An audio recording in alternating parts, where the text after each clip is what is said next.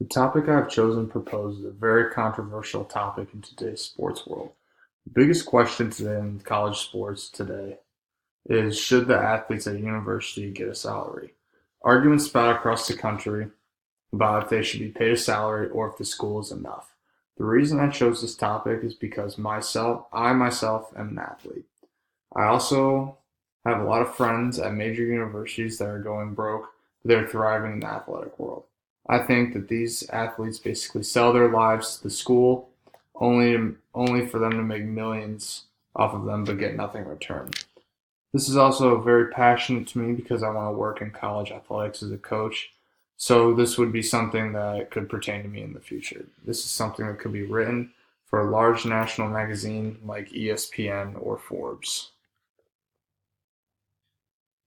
The specific research question I came up with is I believe select college athletes should be given a salary depending on the sport they choose to play. I don't think that every single athlete in the NCAA should be paid, but I do think if their sport makes an abundance of profit, that a portion should be given to the players that were used to make that money. This is a topic that relates to my business field of study because the NCAA is a business and so are the universities. And this is an important topic right now, more than ever, because more and more athletes risk their careers by going to college. My proposed solution to this question, I would like to first see that the most popular sports get paid in the biggest conferences. These would include football, basketball, possibly baseball. Conferences would include the ACC, the SEC, the Big Ten, the Big 12, and the Pac 12. The main argument for my proposal is that universities make so much money and have a large amount of disposable income.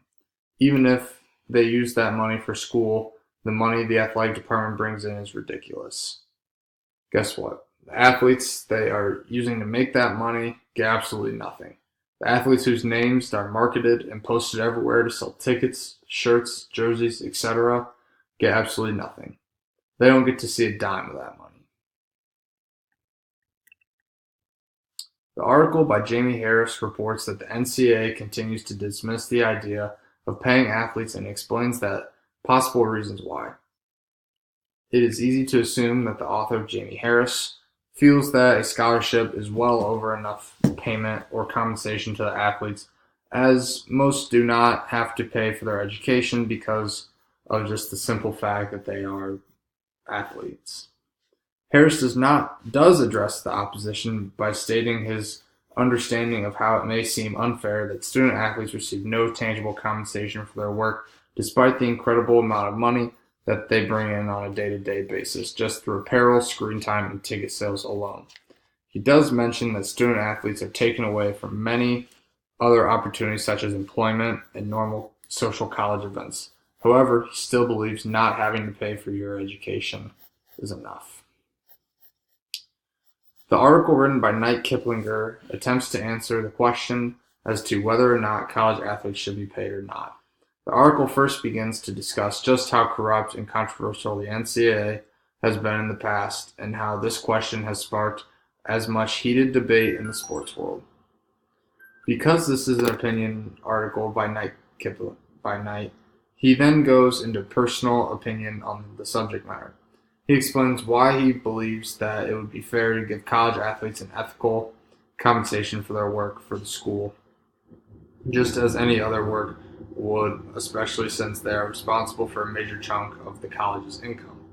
Kiplinger ends his argument by almost agreeing with the compensation, saying that it definitely won't be easy, but however, he then explains that it may be worth the consideration. The article by Reed Kareem discusses the controversial topic of paying college athletes, but more specifically their opinion of how they should be paid by the NCAA. The author Reed Kareem claims that the NCAA are using age-old ways of paying college athletes through scholarships that pay for tuition and believes that they deserve much more. He believes that because college athletics bring in a major amount of revenue for the school, he also doesn't think that this is enough because most scholarships don't even cover the full cost of most athletes' tuition. He gives examples of how colleges such as Northwestern University football athletes are using legal unionization to demand more compensation. He ends by acknowledging the opposition but quickly debunking their arguments.